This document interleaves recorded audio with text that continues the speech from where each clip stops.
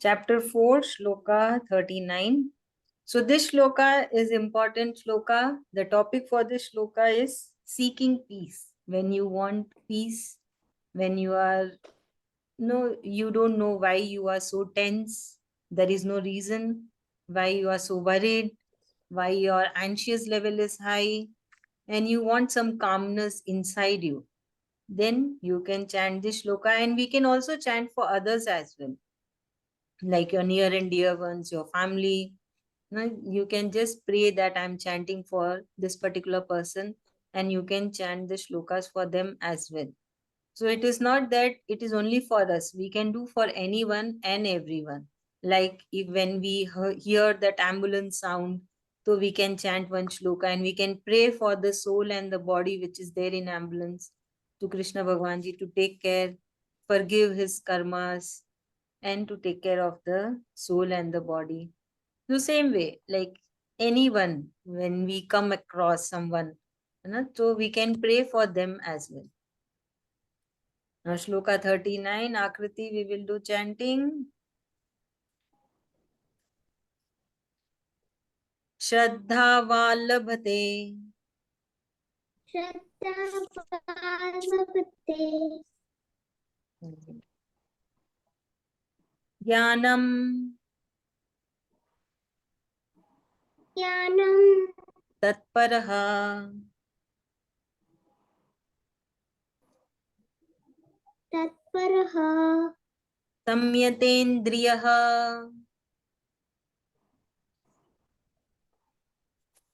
Samyatendriyaha. Jnanam labadva.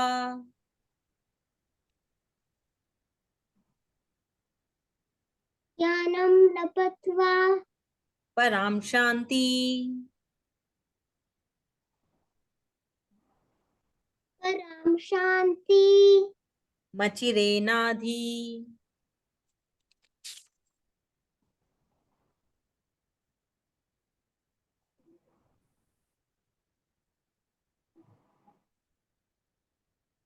Akriti.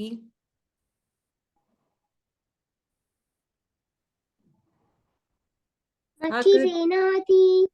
Gacchati.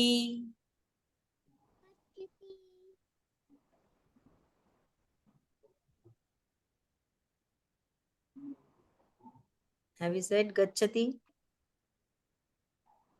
Gacchati. Okay, Shloka 40. Agyascha. Agyascha. Shraddhanascha. Shraddhanascha. Shamyasyatma. Samyasatma. Vinashyati.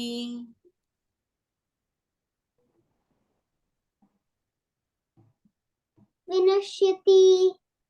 Nyayam lokosti. Nyayam lokosti. Na paro. Naparo. Na sukham. Nasukam. Samshayatmanaha. Samshayatmanaha. Shloka 41. Yoga Sannyas. Yoga Sannyas. Sakarmanam. Takalmanam. Jnana Sanchinna. Jnana Sanchinna. Samshayam.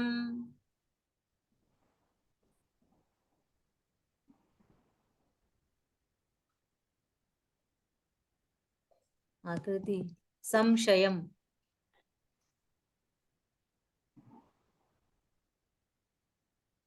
Sanchayam. Atmavantam. Atmavantam.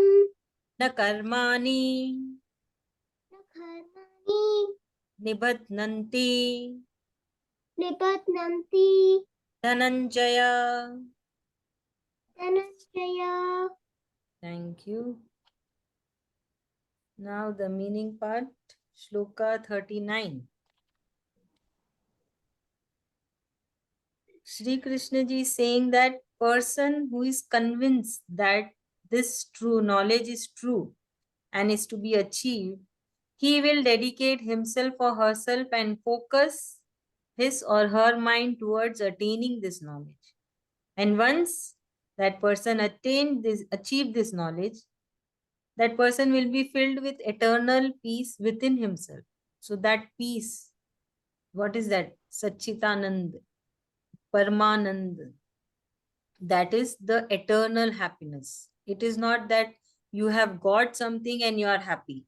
You are happy with what you have. You are happy with where you are, the situation, the circumstances, the environment, your ambience, everything is the same, and still you are happy. That is called eternal peace within yourself. It is from inside. It is not from outside. Outside is what? Outside is all external material. But inside it is yours. It is your own. And that happiness will last forever. It will not have any expiry date. Generally what happen if we buy something, so we will be happy, we see something, suppose you buy new clothes, so you'll be very happy. That happiness lasts for how many days? Once you wear that cloth, it's gone. That cloth has become old, no more it's new, and your happiness is also gone. But not here. Here we get the happiness without getting any material thing in our life. So here Krishna Bhagwan Ji tell us the three important points to achieve something. That is the faith or conviction, the focus or dedication or devotion, and control over sense organs in order to achieve that goal we are focused on. So we can correlate this to anything and everything, so whatever we do in our life. So we will have a goal. Even when we start our day, we set certain goals. Okay, all these things I will cover today. I will finish all this work. Like Akriti will have a goal that I will study certain topics, certain pages. So those are the goals for the day. So same way, goals are set for many things, for a month or for a year, for the life.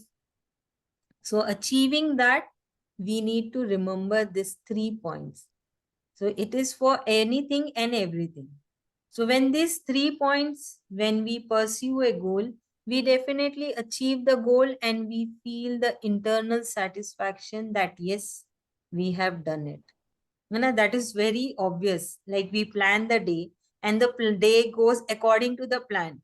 We feel so much of happiness by the end of the day. Yes, I did it. I planned and everything went accordingly. So that feeling is really good. And we get motivated. Okay, next day I will do much better. So this is what Krishna Bhagwan Ji is saying, that you get that eternal happiness. And that happiness is very satisfying, more satisfying than getting any happiness from the material things or from externally. Okay, so similarly, once a person pursue this paravidya, to what Krishna Bhagwan Ji was talking about, this knowledge is the Gita knowledge. So this knowledge is said as paravidya, and all the books knowledge or what you get from school and colleges, it is called as aparavidya. So this is way beyond from any other knowledge, Gita knowledge, what Gita is saying us. So Krishna Bhagavan ji is saying that when you gain this knowledge and when you try to pursue it, then you get the internal peace within you. And it is not external, and it is forever, eternal. So if we just think like what Gita is actually, are we praying to God?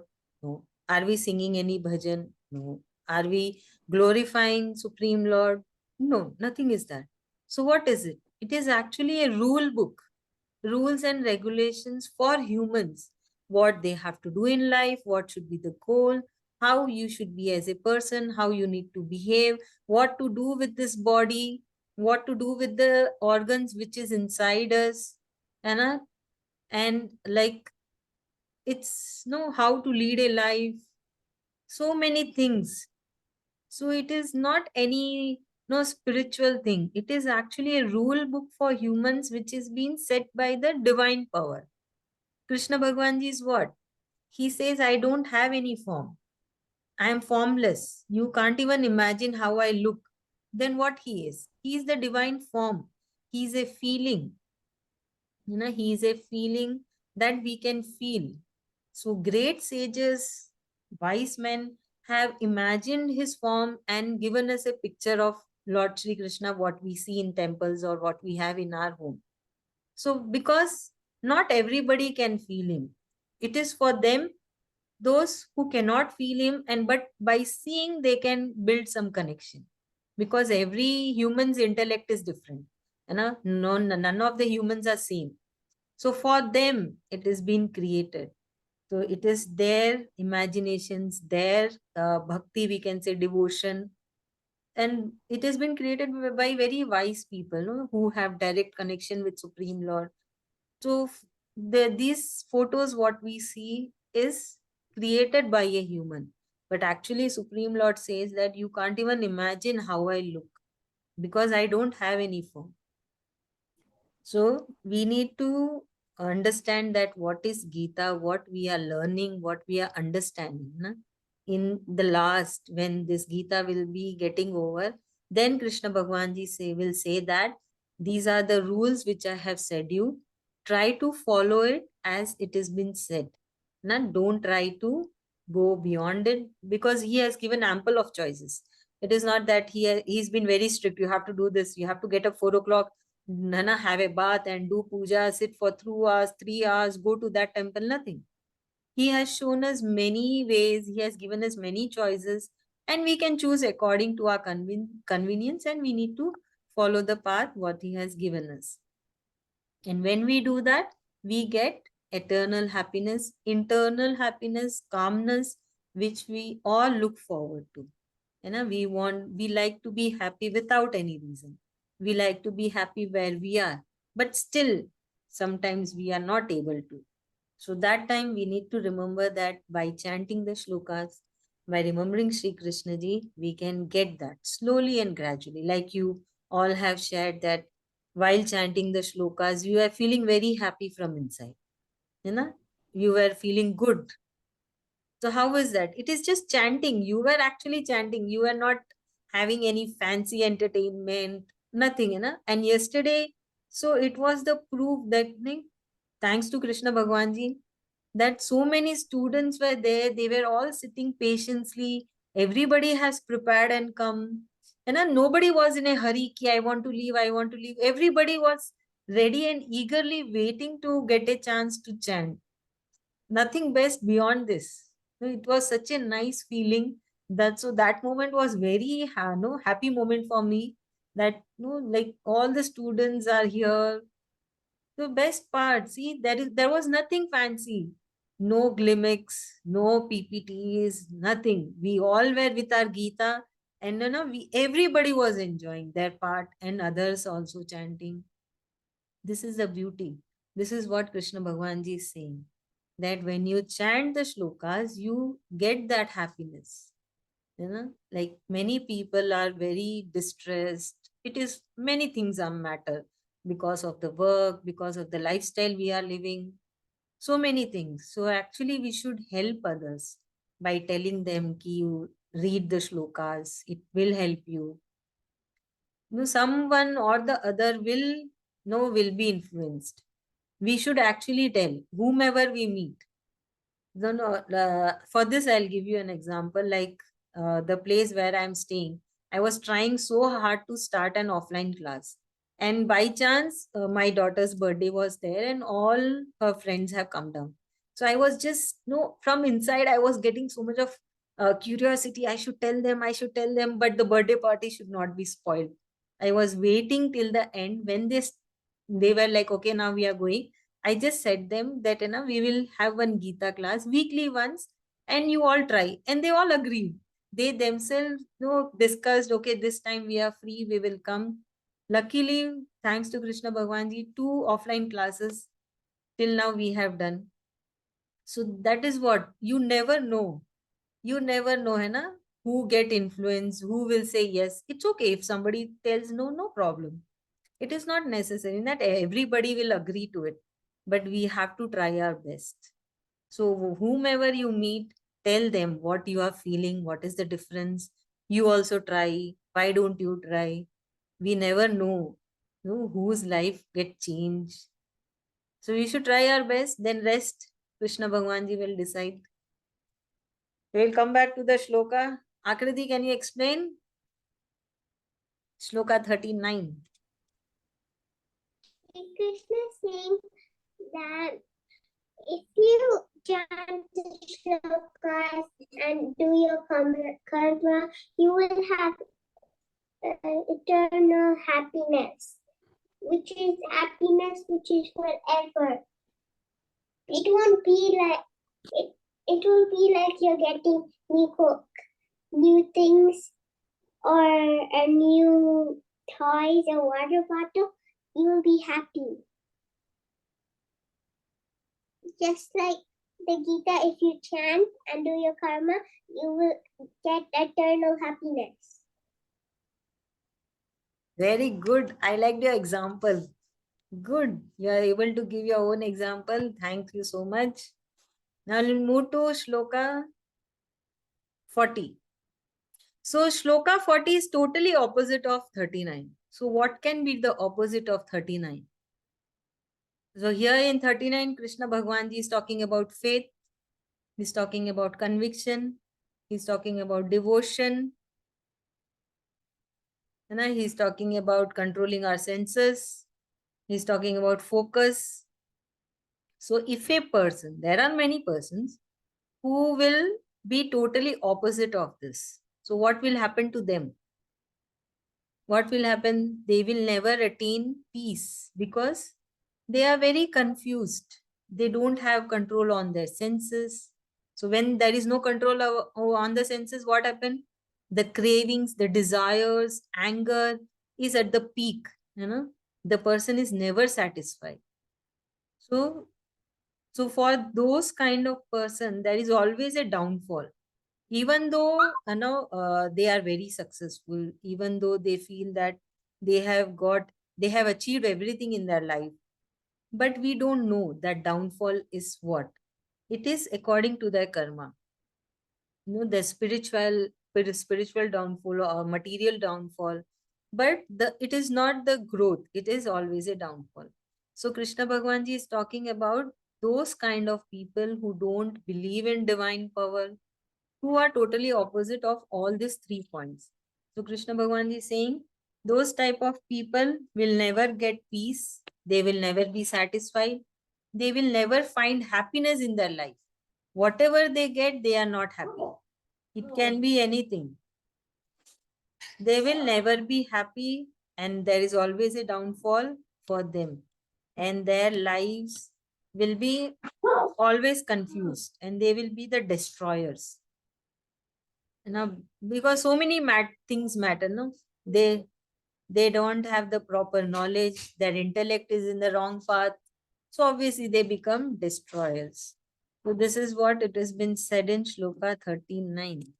Varsha ma'am, please explain. Ma'am, this is the opposite of what was there in the previous shloka, where Krishna Bhagwanji is saying in the shloka that a person who is doubting, who is not full of faith, is completely devoid of knowledge, will be on a path of, he would basically be destroying himself by not following what Krishna Bhagwanji is saying in the previous shloka. Thank you so much. Now the next shloka, Shloka 41. Shloka 41, Krishna Bhagwanji is talking about karma sannyas. So Krishna Bhagwanji is saying karma sannyas doesn't mean inactivity of one's own action. That is karma. Karma sannyas means like it is not you are taking sannyas for mere karmas. So from where you are taking the sannyas? You are taking sannyas from expectations. You are taking sannyas from attachments. You are taking sannyas from results. all these things you are taking sannyas. So that is called karma sannyas. Hence, Krishna Bhagavan is saying that established in the true knowledge of the soul, karma yoga, jnana yoga, and karma sannyas yoga.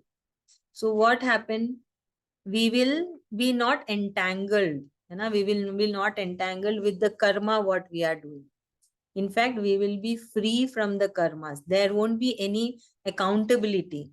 We will not be binding any karmas in our ledger because you are trying to follow the path shown in Gita, you are following the rules, you are chanting shlokas, you are remembering Sri Krishna ji. So this all happens when we are trying. So now we are trying, we are learning, we are getting the knowledge. So we are trying to follow the path what Supreme Lord has said us. So this is the result. Even though Krishna Bhagavan ji says don't look for the result, but he shows the result everywhere. Like what you are going to do, this what you are going to get. And again he tells don't look for the results. But he's very smart and he's the best teacher. That is why. That he's able to show us what we are going to get when we remember him, when we chant the shlokas. So this is the very simple shloka Krishna Bhagavan ji is telling again. Actually, it is a reminder if you see all the points have been covered. Karma yoga has been covered, karma sannyas, jnana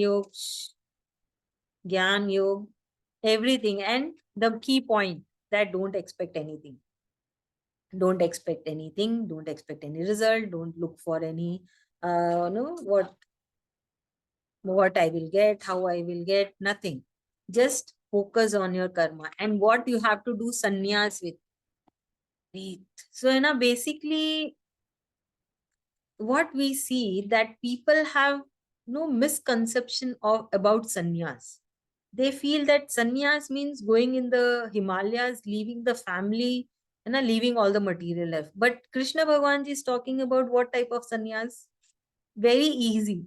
We are here with family, we are here in the material life, enjoying the life, and we have to take sannyas from the feeling which is inside us, nothing from outside.